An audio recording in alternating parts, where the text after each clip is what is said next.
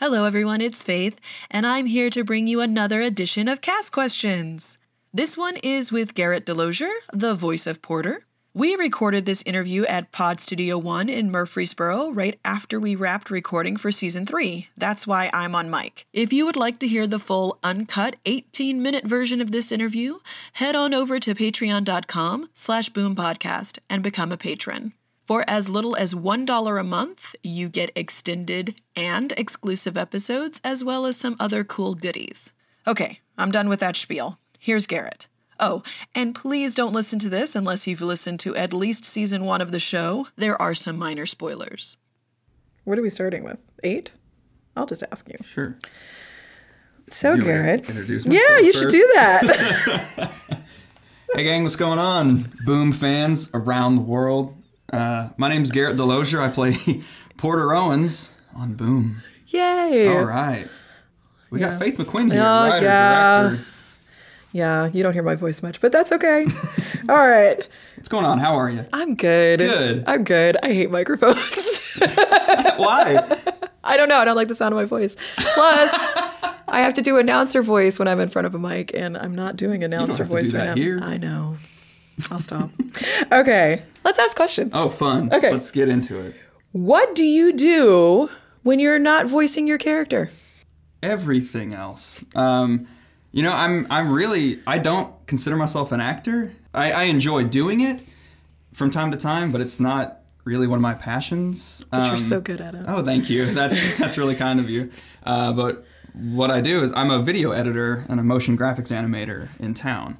And so I've worked on several music videos and some reality TV commercials, working on a feature film right now, which I can plug at the end of the podcast. Yes, definitely plug it. But yeah, so I'm more of on the post-production side, hardly ever really behind the mic or in front of the camera. Cool. Yeah. All right. So going off of that, what or who inspired you to act?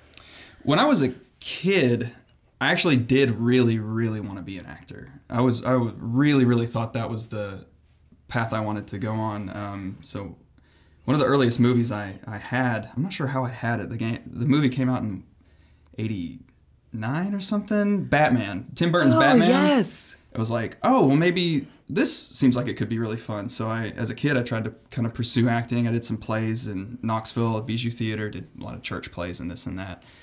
Also, my mother, she was a dancer, actress, and singer for a number of years. I mean, still is, still can. She's still got the talent. I guess, I got some of those talents from her and enjoyed that kind of scene. And yeah, also Jim Carrey. I adored Jim Carrey. And again, it's coming back to playing pretend is fun.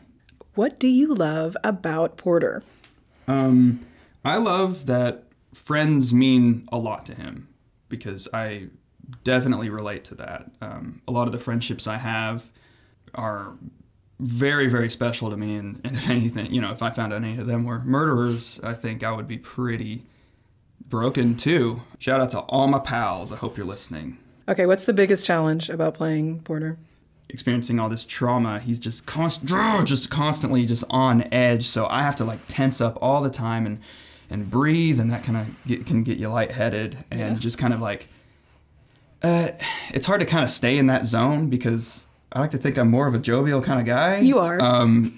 We kind of cut up in between takes, but sometimes that's like, oh no, I need to stay in this place because it's a little difficult to just be that much of a dickhead. So. Oh. Darn it. I mean, I'm not saying Porter's a total dickhead. He's very just, snap judgment, snap anger, snap, cuts his friends off because of the stuff he's gone through. And besides your own character, who's your favorite character on the show? Because obviously it's not Porter. It's not Porter. Dr. Abbott. Man, she's great. I mean, those scenes were always really interesting to play out because she really does have this calming sense to her, and recording that always helped my performance. And then listening back, she genuinely, I don't think all therapists really care about all their patients. You know, it is a job, but I feel like Dr. Abbott wants Porter to be better, and I think that's really, really sweet and endearing. What was your first impression when you heard the first episode fully produced? At first, I was nervous because I'm really harsh on myself.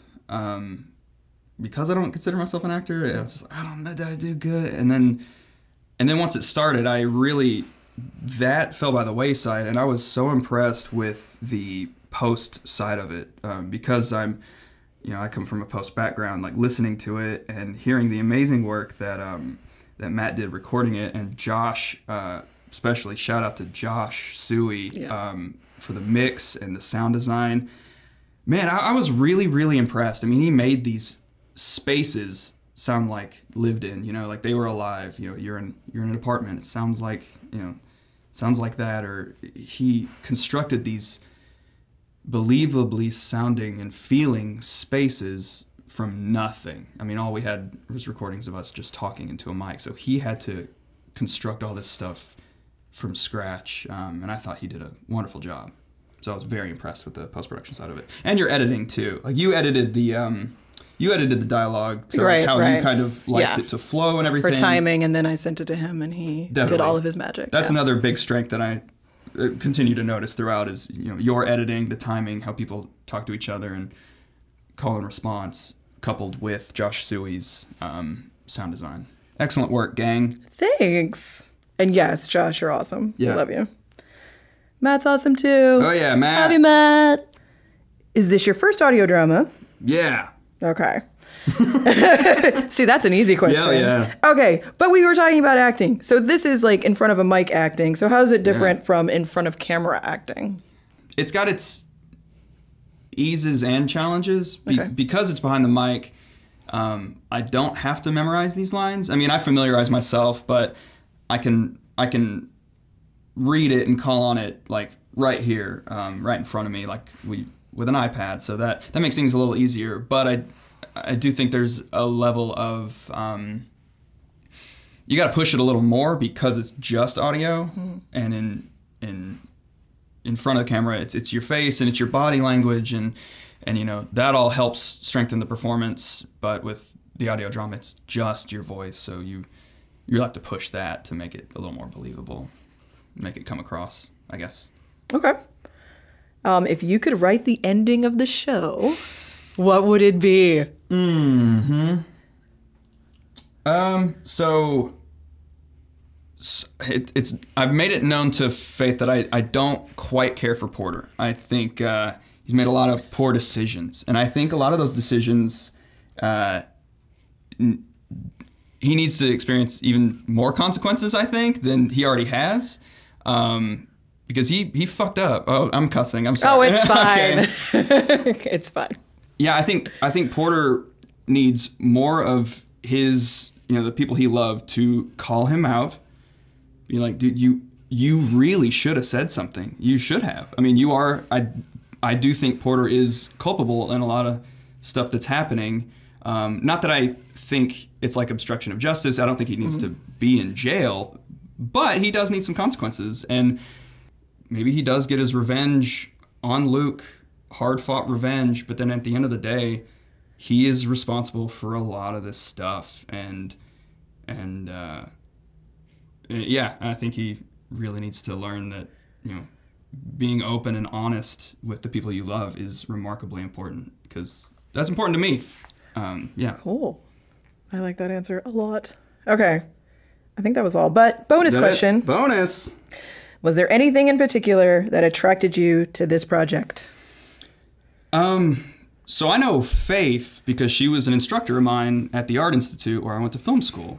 And we became friendly, and she posted on Facebook, a while ago, hey, I'm thinking about writing and directing an audio drama. Who might be interested?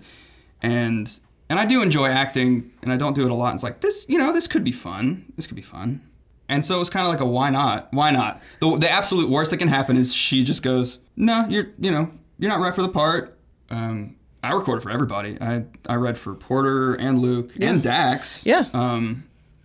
And then days later, she's like, you got it. And I was like, Oh, cool. That's awesome. This will be fun. Oh, that's the main character? I actually didn't really expect that. I didn't know I was going out for the main character. I thought it was just a character. Because I don't think you had sent us the entire script. Mm. Oh, I'm the main character. Oh no. This is scary. I don't really act. But it has been fun. Yeah. Cool. Yeah. Okay, thank you. Any more brain busters? Not that I can think of, but if you have anything else you want to add. Yeah, so I'm working on a feature-length sci-fi fantasy film that pretty much all Nashville talent. I'm making with some of my best friends. We co-own a indie production company in town called Omega Pictures. The film is called Day 7. It was successfully crowdfunded. And it's insane. It's awesome. I play a small role in it, but I'm mainly the editor and doing the visual effects for it. And a lot of your friends from Boom are in Day 7. Charity Spencer plays one of the main characters, and Melinda, she is in it, and Brian, who plays Luke, he's in it, and is there anybody else? Courtney. That's right. I'm sorry, Courtney. All right, cool. Thank you, Garrett. Oh, thank you, Faith. Pleasure. If you want to make sure you don't miss any episodes, bonus or otherwise, please subscribe wherever you listen to podcasts. For more info on the show, where to find us on social media, and a link to our cool Teespring store, at least I think it's cool, please visit boom.observerpictures.com. Thank you so much for listening, and be sure to tell a friend about the show. We'll be back next week with another cast interview. Until next time.